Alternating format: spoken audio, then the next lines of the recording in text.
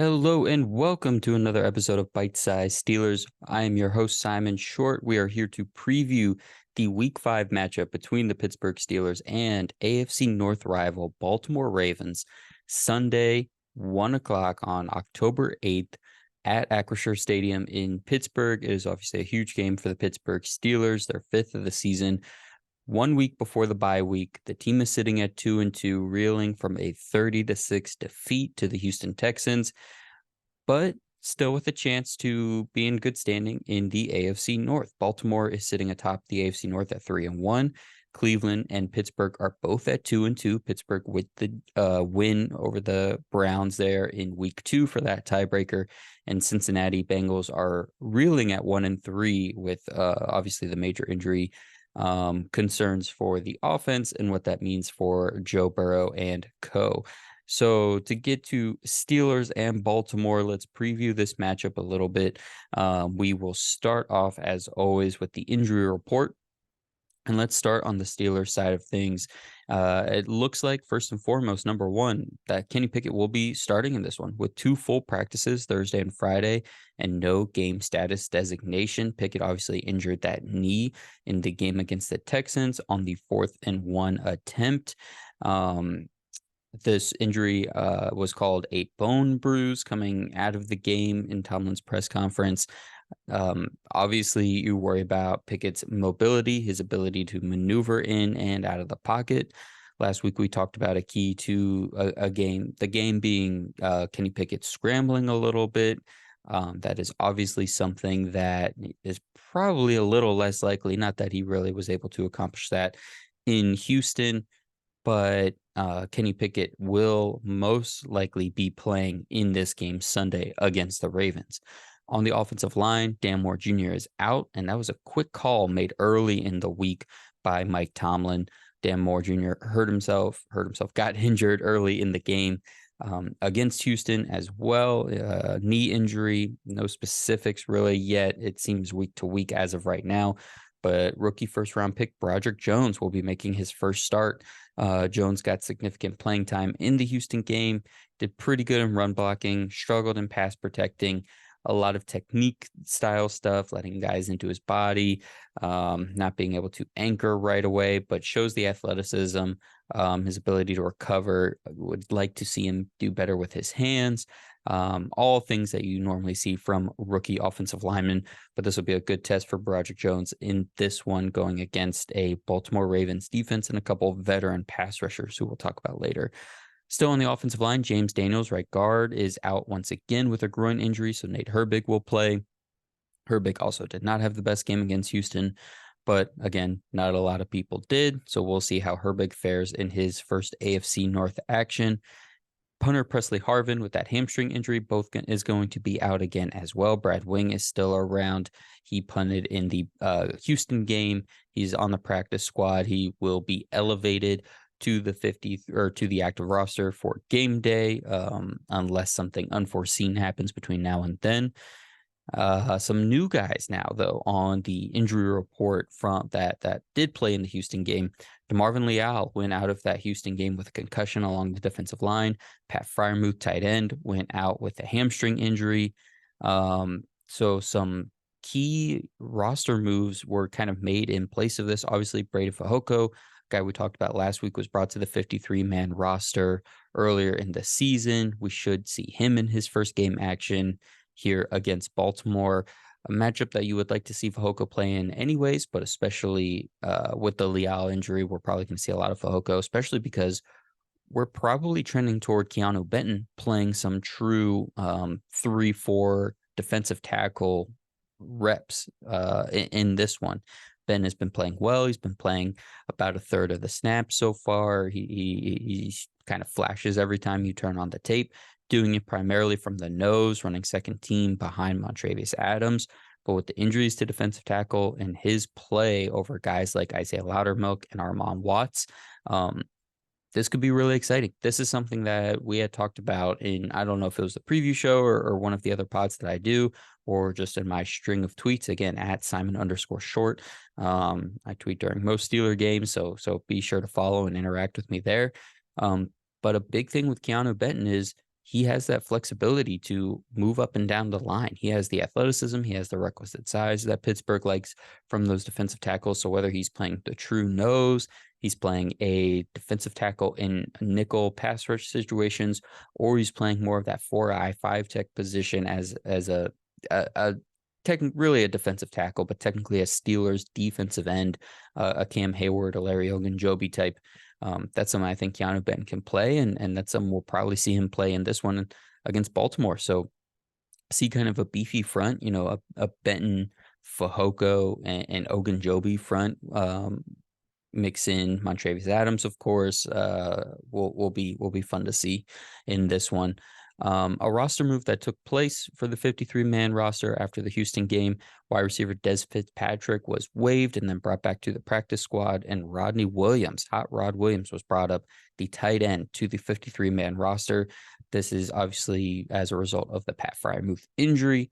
Rodney Williams had some good moments in preseason, good special teamer, made some nice run after catch plays in the preseason. He gets his shot on the 53-man roster. We'll see how much he plays on Sunday. And then the other more questionable addition to the injury report for Pittsburgh is edge rusher Alex Highsmith. He got on the injury report on Thursday with a groin injury. He did not participate Thursday and limited on Friday, but he is confident that he is going to play, telling reporters on Friday that the injury is just a little thing. He's getting a ton of treatment, and he expects to play Sunday, which will be key for Pittsburgh. My best guess at the inactives for Sunday, there should be 6 because of the Brad Wing elevation from the practice squad, and it should just be those injured guys for the most part. Dan Moore, James Daniels, Presley Harvin, Pat Freiermuth, DeMarvin Leal, and quarterback Mason Rudolph getting that third emergency quarterback / inactive spot. Let's hit the injury report for the Baltimore Ravens. Baltimore should have starters Rashad Bateman and Marcus Williams back in this one. Both practiced in full all week and don't have a game status designation. Unlikely to not playing are right tackle Morgan Moses with a shoulder and edge rusher Odafe Owe with an ankle. Look for either Patrick Mekari or Daniel Fa'alele to start at right tackle for Baltimore. Probably Mekari. He's been filling in at left tackle for Ronnie Staley, who appears like he's going to be back. Mekari is kind of their jack of all trades, backs up basically every position for Baltimore and does it pretty well. I expect him to play right tackle, but Daniel Fa'alele is a big dude out of Minnesota. His second-year player, I believe he was a 4th-round pick, was a guy I really liked coming out in the draft last season. But a very raw player. So Mekari, just very technically sound, very versatile, very smart player. Look for him to start at right tackle for the veteran Morgan Moses. And then with the Odafe Owe out, look for both Jadeveon Clowney and Kyle Van Noy to get basically starters reps and a lot of reps over there at edge rusher for Baltimore in this one. Clowney is having a good season, better than he had in Cleveland for those couple of years. But not the flashiest player for sure, but just a classic AFC North edge defender, if you ask me. So those guys should be starting for Moses and Owe, who are all but ruled out. I believe Owe has officially been ruled out, and Morgan Moses is technically doubtful, but it looks like he will miss this game against Pittsburgh. Taking it back a week here, looking at the edge rusher position, young second-year player David Ojabo was put on the IR on September 30th, and Kyle Van Noy was officially brought to the 53-man roster. So like I said, Jadeveon Clowney and Kyle Van Noy are going to be our edge rushers / outside linebackers for Baltimore in this one. Questionable players I'm expecting to see are, as I mentioned, offensive tackle Ronnie Stanley, who practiced in full Wednesday and Thursday and took a rest day on Friday, and wide receiver Odell Beckham Jr., who was limited all week, but he says he's playing.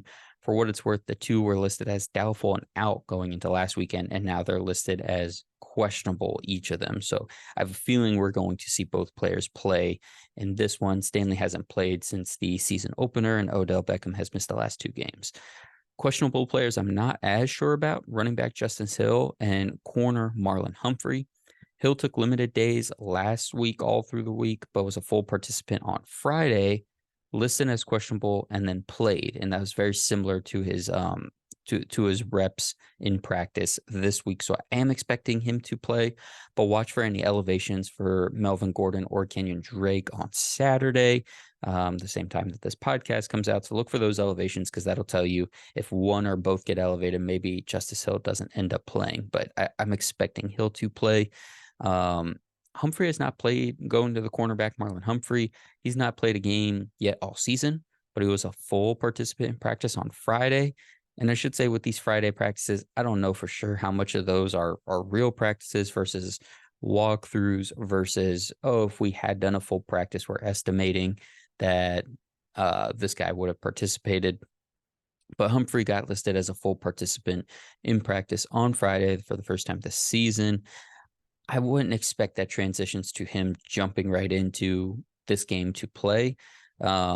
So I'm going to go ahead and guess no. And the corners to keep an eye on that you'll probably see in this one without Marlon Humphrey, at least on the outside, are Brent Stevens, Ronald Darby, and Rocky Sin. Some combination of those three guys. The Ravens like to do 3 safety sets. So Marcus Williams and Kyle Hamilton are obviously a part of that. Geno Stone is a part of that. So they have plenty of depth in the defensive backfield, even without Humphrey. But certainly Baltimore would like to have Humphrey back. But he's the guy I'm least expecting to play in this one from all the questionable listed players. Let's slide over to our keys to the game. Again, we have 3 on offense, 3 on defense. Let's hit the offense first. And there's so much we could talk about here. Obviously, all you have to do is search Steelers on Twitter, and you'll see everything that everyone says is a problem with the Pittsburgh Steelers offense. But let's talk about a couple keys to this game specifically. Number one, first and foremost, is protect Kenny Pickett. Bringing this one back from last week, but let's hit it in multiple ways just to cover all of our bases. And that starts with rookie Broderick Jones making his first start at left tackle. And you obviously don't have Pat Freiermuth in this game. So there's going to be a heavy dose of Darnell Washington. And I would say just plan him over there on that left side and help Broderick Jones as much as possible with chips and keeping Darnell in at the line to protect with Broderick Jones. This Ravens defensive front is a veteran group. They're very smart. I'm expecting a lot of games, a lot of stunts, and putting Broderick Jones in that is going to be tough for his first NFL start. So I would say just help him out as much as possible. Give me Darnell Washington over there with Broderick Jones. Give me a lot of Connor Hayward kind of over there, just helping with some chips. Allen Robinson on that side as a bit of a bigger body. Just help Broderick Jones as much as possible. And you have Pickett dealing with that knee issue. So make sure you're doing everything you can for him. That also accounts for the play calling, right? So you're not going to be able to rely on him moving around probably as much as, Matt Canada and this offense has over the last 4 weeks. So whatever kind of play calling you need to do to keep him in the pocket, maybe utilize the middle of the field a little bit more. That would be great. We'll talk about this more in a little bit. But also, this is the game to get this run game going. When we've talked about it, I think 3 of the 4 weeks. Pittsburgh is 29th in rushing yards this season, and Baltimore is 7th in yards allowed on the ground. Don't even really need to dig up many advanced stats for you guys in that aspect. Pittsburgh really needs to run the ball, keep the ball out of Kenny Pickett's hands as much as possible, make it as easy on him, make things as easy on that knee. So find a way to get the ground game going. I've talked about this. Continue to get Jaylen Warren more snaps on early downs, not just as third down back. They have been doing that the last 2 games, but continue to mix that in because I think that'll help everybody get that running game going a little bit more. Second key to the offense, mix up the offense a little bit. I mentioned Jaylen Warren, but also what routes you're targeting or what areas of the field you're targeting. I think Pickett has the most passes outside the numbers so far this season. I haven't double checked that, but he's definitely up there, maybe at least highest percentage of his own passes outside the numbers. Attack the middle of the field. It's going to be easier on his knee. It's going to be easier on these receivers. And that's where we've seen Pittsburgh have success in the passing game so far this season, in the middle of the field. So utilize the middle of the field, but also just from a coaching aspect, like Matt Canada, obviously we know it's not been going well. The Steelers' history for firing coordinators midseason is very, very low, but this still, all that said, this still could be Matt Canada's real last chance at keeping this job. So for him, there's nothing else to hold on to, man. So if you got anything else in the playbook you've been waiting to call, now's the time to empty it out. And not only because your job could be on the line, but because you have the bye week after this. So go ahead and use everything in the playbook, anything you've been holding on to, any extra wrinkles, any different plays. Get it all out there because this Ravens defense is smart. They're veterans and they know this offense because they've been seeing it for 3 seasons and they've been playing Pittsburgh forever, obviously. So you have to mix it up because you also have the bye week after this. So you can add extra things over the course of the bye week before the week 7 matchup. So mix up the offense a little bit, help Kenny Pickett with that, help the receivers with that, help the run game. And for Matt Canada, help your own job as best you can. And then number 3, this needs to be a big George Pickens game. I've highlighted Pat Freiermuth, I've highlighted the running game, highlighted Kenny Pickett, obviously, over these weeks doing these keys to the game. But this needs to be the George Pickens game. No Deontay Johnson, no Pat Freiermuth. The run game is, suspect, to say the least, going into this one. It's been too quiet for Pickens as of late. 7 catches for 100 yards and no touchdowns in the last 2 games after his 4-catch, 127-yard and 1 touchdown game against Cleveland. He needs to get involved. He needs to get moving, feed him over the middle, as I was talking about, get him on those slants, get him on drags, let him outrun guys, let him just use his big body, get a little bit of contact. And he doesn't have to be limited to 3 or 4 catches. So you can afford to give him a couple of short ones and see if he busts it long. This ideally is a 8 to 10 catch, 115 plus yard kind of performance and at least 1 score performance for George Pickens. And I think it's going to have to be that if Pittsburgh's offense is going to do enough to keep up with Baltimore's offense. And with that said, let's flip over to the keys of the game for the Pittsburgh defense. Number 1 is stop the run.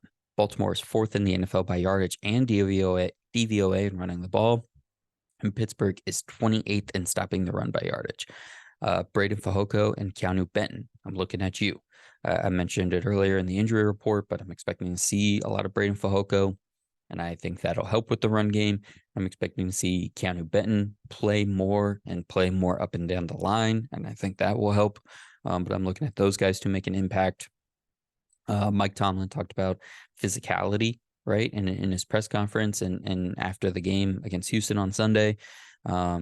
It talked about having the padded practice. They did have padded practice on Wednesday. All the missed tackles they had last week. It's time to really just kind of get this thing together and from all 11 guys on the field on defense have to be involved in stopping the run. Let's make it a little less Minkah Fitzpatrick doing it. That defensive front needs to be more stout. The linebackers need to fly to the ball, be assignment sound, but fly to the ball once someone gets a hand on them.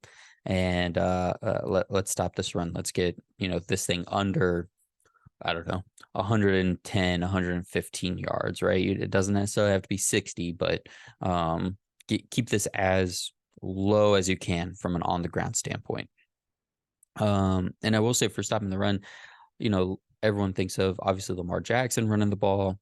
In Jackson's, I think, 3 maybe starts, which is crazy to say, against Pittsburgh. They've done a good job of that. In Baltimore's 1 loss this season, he rushed for over 100 yards. That was the only game he did that in. If you're limiting enough of their run game and enough of their pass game, and the only thing they can get is Lamar rushing for 100 yards, and that keeps it a close game by doing that, that could be fine. That's why the key isn't keep Lamar under 100 yards. It's keep the ground game in general ineffective, maybe short down situations, money down, stuff like that. So stop the run. That kind of leads me here to number 2, and it's get off the field on 3rd down. Baltimore is tied for 5th in 3rd down conversion percentage per Pro Football Reference. I think it was 47.5%. So almost 50% of the time they're converting their 3rd downs, which is crazy. And Pittsburgh at least is above average at defending 3rd down. I think they're 13th or 14th in the league, something like that. But you have to get off the field. This Pittsburgh offense is already going to have a tough time getting their own points. let alone keeping up with the team that's scoring in the high 20s, low 30s, converting third downs. And because, by the way, Pittsburgh is just 23rd on converting third down percentages. So you're going to be punting the ball. Well, so far this season, Pittsburgh is punting the ball away or turning it over more than Baltimore. You have to level that playing field significantly and probably get it more in your favor, get more third downs, have the ball more, because you're not going to score on as many of your drives and possessions as Baltimore. So get them when you get in third down, especially if you get in third and long. You have to be able to get off the field against Baltimore and get the offense as many chances to score as possible. And last but not least, cornerback play. I talked about this last week. I highlighted this because of the Raiders game, giving up all those yards and catches, but also having multiple interceptions. And then they turned around and Nico Collins gave them 7 for 168 and 2 touchdowns. This has to be a good defensive back game. And obviously with Bateman healthy, Zay Flowers playing the way he's playing, Odell coming back in this one, it's going to be a tough ask. But these corners need to have a good game. It doesn't need to be interceptions. Lamar's only thrown one all season. Sure, you would like to get some, but he's also fumbled the ball 6 times. I think lost 3 of them. So that's something I'm looking for the defensive front to maybe accomplish and get after a little bit.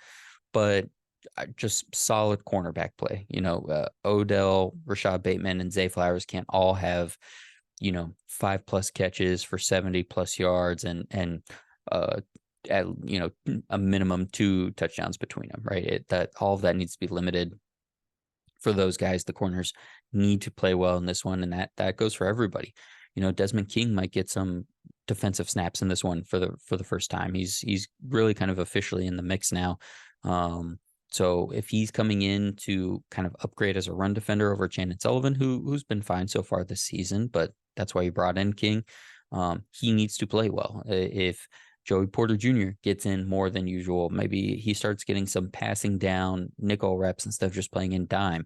He needs to continue to play well. This moment needs to not be too big for him in his first Baltimore Ravens matchup. Obviously, he played well in his first AFC North matchup. He would need to carry that over.